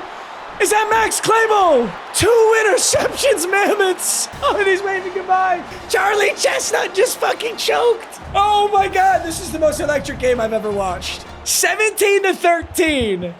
The Mammoths, dude, every single Gators fan in this crowd is stunned. It was Broderick LeBeau. It was not Max Claybo, but I'm over it. Oh my goodness. Oh, he doesn't pick that off. It's a touchdown. Victory formation, David Lambeau. 13-0. Gators are leading by 3. Under a minute. They can burn the clock, kick a field goal, take a 6-point lead, and leave us with 20 seconds. Instead, Charlie Chestnut goes INT directly into a bomb touchdown, directly into another INT. That was a generational choke. And the player of the game is David Lambeau, but I simply can't agree. It should be Jaden Veal or it should be Gage Duggan. I don't see how it can be either of those guys. But you know what? Look at Jaden Veal. I cannot believe Jaden Veal just did that, bro. That was one of the sickest games ever. A Sugar Bowl classic? Certainly. 17-13, 14 points for the Mammoths in the 4th quarter. We flipped the script. All season long, we've been doing nothing in the 4th quarter and letting these teams either come back or almost come back. And we decided in the playoffs, not anymore. We're going to come up big time. Now, granted, we did dodge Wisconsin, so that certainly helps. All right, gentlemen. There's only one game left, and it's the national championship. Who's it gonna be? Nate Royola gets Big Ten Defensive Player of the Week. Dude, he deserves it because that was a huge sack he had to burn a lot of clock for them. David Lambeau wins Big Ten Offensive Player of the Week. And finally, wow, the Miami Hurricanes is our national championship opponent. I can't say I expected that, but let's take a look at the bracket. So Miami, they kind of went through the gauntlet too. Miami takes down Ohio State. Oh, just kidding. They took down Middle Tennessee State. Let's settle down.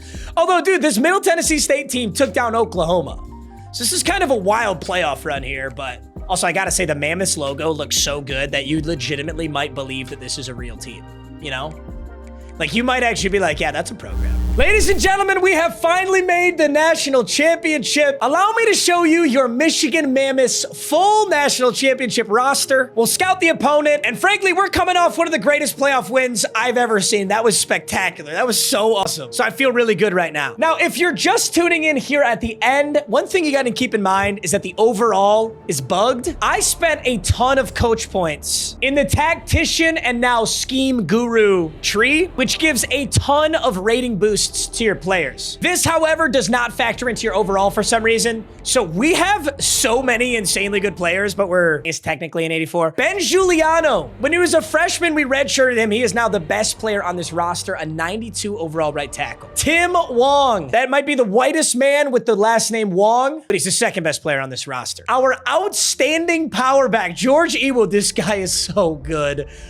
5 abilities, 4 of them silver tier, a 91 overall power back, and our standout, incredible junior, David Lambeau, with 5 abilities himself, gold tier option king, the lefty magic scrambler QB, David Lambeau. God, we put all of our eggs in the Lambeau basket, and wow, it is nice. Frankly, I hope he comes back for next year.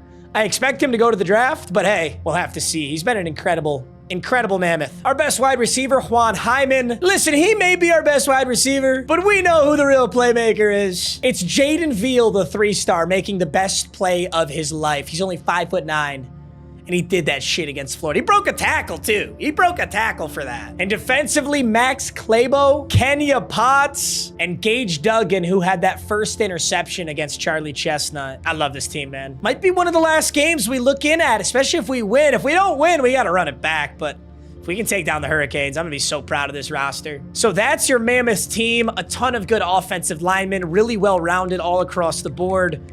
There's really no holes on this roster. We've even got a solid kicker. Now, obviously, we need to be scared of Miami, who's a 90 overall with a ton of studs.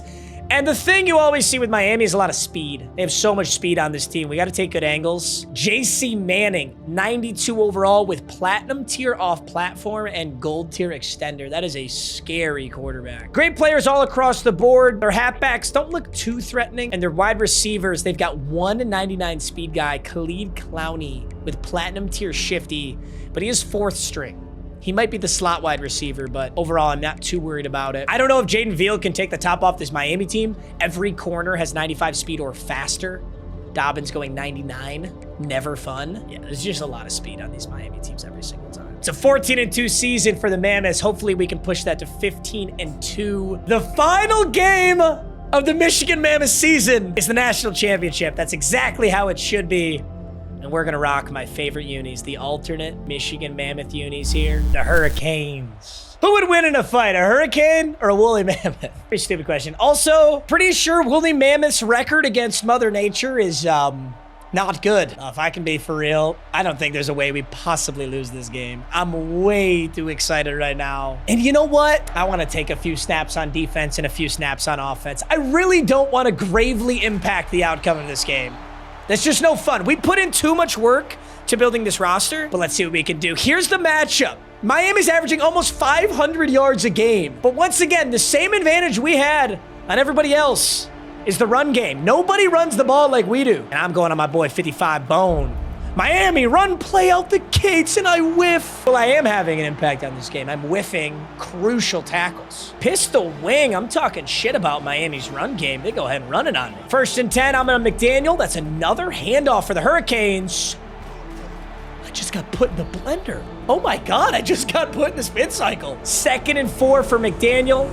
I'm manned up on the tight end. Where are you going? I know, I might have been able to pick 6 that, but I was kind of thinking I'd have way too much impact on this game if I took a pick 6. That's a huge defensive stop. If I'm going to get the touchdown, I'm going to earn it. Our opening drive on offense. To keep this fair, I'm going to run coach's suggested plays only.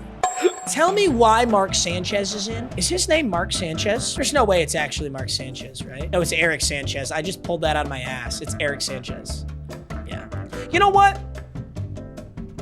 We're gonna call him Mark Sanchez. Now, I don't know why Mark Sanchez is in the football game right now. Whoa, that's why! That's why! Mark Sanchez, you kidding me? I tell you what though, dude, we are not gonna break any deep touchdowns against this Miami team. They're too fast. 1st and 10, coach wants a little yucky little motion here. Kinda like it. Don't forget how fast Lambo is. Just gonna throw this one away, 2nd and 10. What a play call by coach. Coach wants gun empty all hitch on 2nd and 10. You know what? It's open. Wint. He's gonna pick up 3 yards. We got spot lead swing on this next play. Do not know how I feel about this. Okay, blitz off that side, Lambo. No, there's nobody. Downfield blocks. Downfield blocks. Oh my God, I'm so proud of you. Juan Hyman, downfield blocking magician. Now, I couldn't quite punch it in with Lambo, but this is literally why we have one of the best power backs in the nation. A woolly mammoth of our own. Georgie, woo! Good luck. Good luck stopping the freight train. Mammoth strike first in the national championship. A quick kick from Cummins. Yeah, that made sense, I think. 7-0. That's all the input I could have. All right, let's not choke this, Mammoths. Let's see how the boys play. Big George is going to pick up another 3 yards. On 2nd and 7, Mark Sanchez is back in. Lambo's going to throw this down to Juan Hyman, who's going to pick up a beautiful 1st down. I can't tell you how proud I am of that man for his downfield blocking. 1st and 10. Little motion jet sweep. Fake the jet sweep. Hand off to George. He'll take a yard. George, run through somebody. Gosh, George on sim is just a little baby. 2nd and 9. Dave Lambo. Super clean pocket, throws directly into the hands of the QB spy. My goodness, wait a minute. This game, I was starting to think this might be a blowout. No shot. 14-0, don't tell me. Don't tell me they're gonna do it right now. Laser beam. They've got a Manning. They've got JC Manning. They've got a Manning brother back there. This is Arch Manning's like son or something. I don't know. It's 10 years in the future. That doesn't make a lot of sense. It's Eli Manning has a baby mama. I don't know. They just scored on us, though, so we need to lock in. 7-14. We open up the third quarter with a field goal. Miami was unable to score before half. Holy shit. Oh my God, wait a minute, they're not in. Miami takes a shot, dude. Please, run, commit middle, send everybody. They're going right at the middle. Get in there, what a shot. Oh my goodness. A heat-seeking missile. The Mammoths love to make a stand on the goal line. That could be one of the greatest. You're shitting. You guys are gonna fly in there on the 1 just to let them run for 5? Oh, this is a hell of an natty. This is one hell of a natty. The Mammoths march back into scoring territory, but a field goal doesn't do us any good. We've got to put a cap on this read option. Oh my God, read option right there? That's a scary play call, but it picked up a big 7 yards. Now Lambo with a clean pocket. Oh my goodness. Guess who? What a catch. Got to get in this end zone though. Please hand that ball off. Big time. Ah, it's play action. Lambo! It's a horrible play call. Play action, lose 9 yards. Stupid. 2nd and 19. I mean, yes, a field goal does help because we can still stop Miami, but we need the touchdown to take the lead. And now we're going to run the ball, and it's going to catch him off guard. Mark Sanchez for 13 yards. 3rd and 6. Oh, this is horrifying. 3rd and 6, Lambo. We need a big one, buddy. 3rd and 6. Dave Lambo throws. What? He's stolen. We're going for it. Oh, my God. 4th and 6. We're going to motion over Mint. 4th and 6 throws. Oh, my God. Touchdown, Mammoths. And it was the motion man. It was Wint. Walter Wint. Walter White? Jesse. Sorry, I'm not going to do it. Oh, my God. Huge touchdown. 24-21. 3 minutes left in the natty. Up by 3. The question is, can we make a big stop in Miami and just put this away? There's enough clock where they could score and we could score. But whoa! Can you putts? Can you putts? Oh my God, what? Miami with an insta-INT? This game has been so up and down, but J.C. Manning, frankly, he threw that interception so fast that he didn't seal the game yet. The game is not over. Okay, if we punch in a touchdown here and use some clock, good Lord, we're in such a good position. But we got to do both of those things. We got to run the football effectively. I hate this so much. You are going to fumble. Oh my God, Lambo just got 11. 1st and 10. Stop it. Iwu's back in. It's going to him. Stop! Okay, guys. I literally watched Florida lose like that. I watched Florida lose to us, trying to be fancy and run RPOs. We also just went out of bounds. Give this ball to George before I actually crash out on God. Give that fucking ball to him. Thank you. And look at Big George grabbing 4 yards. There's the 2-minute warning. Give this ball to Mark Sanchez. Don't be pretty. Actually, no, we do need the touchdown. Fuck it. Ball out, Lambo. Ball out, Lambo! Jaden Veal dropped it. Jaden Veal dropped it, and we're going to kick the field goal. Oh, boy. Going out of bounds, I think, was a big mistake, and throwing that football there doesn't let the clock run. So if we run the ball both of those times, there's 60 seconds off this clock. There's a whole minute off. Now, Florida has to score a touchdown, but they have virtually infinite time to do it. 2 minutes and 3 timeouts. I also just called them Florida. I understand that Miami is in Florida, but they're definitely not Florida. My bad. 21-27. A minute 50 left. J.C. Manning is definitely rattled. No doubt he's rattled after throwing that last interception. Now 2nd and 10. Incomplete. Best case scenario here are sacks. Sacks and short completions. Oh, talk to me. No, you did not. He broke the sack, but still didn't get rid of the ball. This is why sacks are so big. It keeps that clock moving. 5 wide for Miami, 3rd and 21. Put it away. Put it away, Mammoths. One more stop. Manning steps up. Short completion. We're right on the verge. 4th and 15. Miami's playoff hopes are done if they can't convert this. Down by 6. Manning's got the football. Unloads short. Unloads a check down. It's Mammoth football. This is over. I mean, honestly, guys, don't even do anything. Fucking kneel it. Kneel it 3 times and kick a field goal. Mark Sanchez. Mark Sanchez, a hell of a run. Miami has 1 timeout remaining. No! I hate that! Oh, it's in my quarterback's hands at the end of the natty. Stop! Give the ball to Iwu. Wait, what? Victory formation? Okay, that's actually smart. It's actually the smartest thing you do there. Just kneel it, let the clock churn. This field goal puts us at a 2-possession lead, and we can kick it with 15 seconds. If he shanks this field goal, this game is so alive. Please, for the love of God. He buries it! Oh my God. From having no chance of beating Florida, a Cinderella story win, and now hopefully we can put the nail in the coffin against Miami. It would require the most massive miracle. They would need to kick return this right now and then onside and do it again, and they don't get the kick return. There's 12 seconds left of salvation. This is basically a formality. Come on, baby.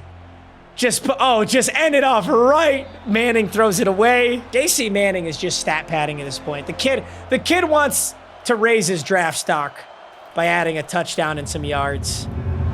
He's not gonna do it! Nate Royola is gonna get home and send Miami packing.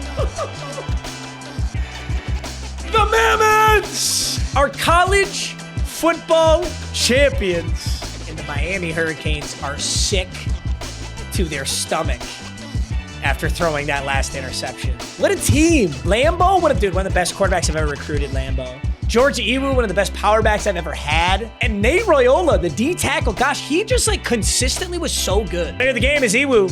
Dude, tell me why he kind of looks like Jim Brown too. Earned, gentlemen.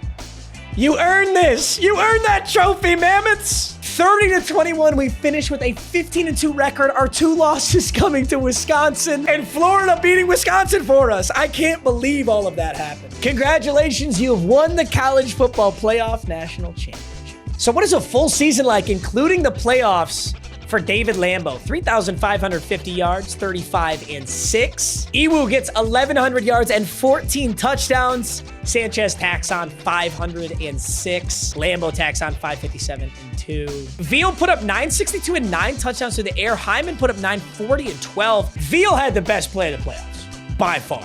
I mean, that was just unbelievable what he did. 5 interceptions for Kenya Potts on the season. Ironically, I could never get safeties. All rebuild long, and our safety ended up coming up so clutch. Claybo had 3 on the season. McGinnis had 3. Donahue had 3. Duggan had 2. Such a good season. Now, over the course of this entire rebuild, what kind of mammoth records do we have? Now, it's going to call our team UCLA because that's who we replaced. Just imagine UCLA said Mammoths. Oh, but that's interesting. Even if you make your own team, it actually retains the records held by the team you replaced. So if I want a Mammoth record, I actually have to beat a UCLA record, and it looks like I don't have a single game record.